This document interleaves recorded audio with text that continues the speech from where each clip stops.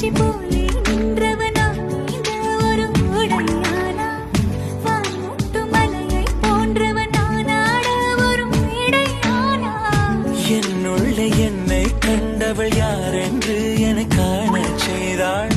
கேளாமல் நெஞ்சை கொய்தவள் சிற்பம் செய்து கையில் தந்தாள் யுகம் யுகம்